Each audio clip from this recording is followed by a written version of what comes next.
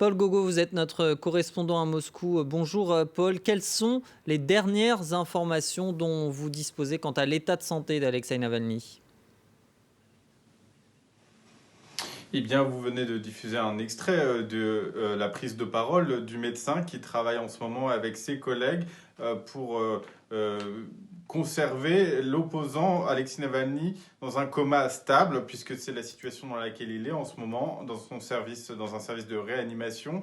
Eh bien, ce médecin s'est exprimé devant la presse parce que la presse le réclamait, mais du côté des soutiens, des proches d'Alexei Navalny, on ne voit pas les choses de cette façon-là, puisqu'ils sont présents depuis le début de la matinée dans le couloir du service de réanimation où ils sont entourés par des services de sécurité, par des policiers en civil, des policiers en uniforme.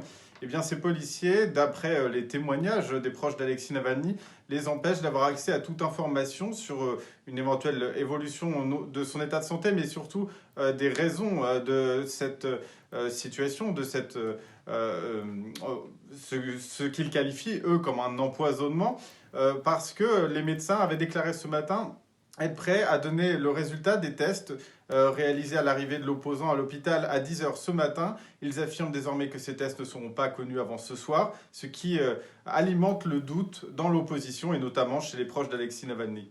Alexeï Navalny qui a été hospitalisé après avoir fait un malaise dans un avion. Paul, l'appareil était en vol vers Moscou, il revenait de Sibérie. Que faisait là-bas l'opposant russe?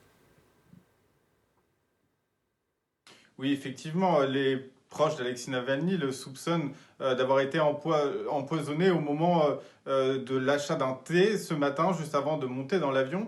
Il faut savoir qu'Alexei Navalny se dirigeait vers Moscou. Il était avec plusieurs membres de son comité d'investigation, mais d'enquête, pardon, de lutte contre la corruption, mais également des proches qui l'aident à pousser certains militants qui souhaitent se lancer en politique partout en région, et notamment plusieurs candidats aux élections pour l'élection d'un nouveau gouverneur dans les régions de Tomsk et de Novosibirsk, que le candidat est venu soutenir cette semaine, mais pas seulement, puisque la presse locale, qui a pu rencontrer l'opposant il y a quelques jours, affirme que l'opposant était également venu enquêter sur des députés du parti Russie Unie, le parti qui soutient le Kremlin, qui soutient Vladimir Poutine. Et ces investigations sont généralement diffusées sur le YouTube d'Alexei Navalny, sur la page YouTube d'Alexei Navalny, et ont un certain succès en Russie. Ce sont ces enquêtes dans lesquelles l'opposant explique des schémas de corruption, la façon dont les députés du pays vivent. Et ce sont des enquêtes qui dérangent à chaque fois et qui pourraient peut-être expliquer ce qui lui est arrivé ce matin. Paul Gogo depuis Moscou pour France 24. Merci pour toutes ces précisions. Également dans l'actualité, ce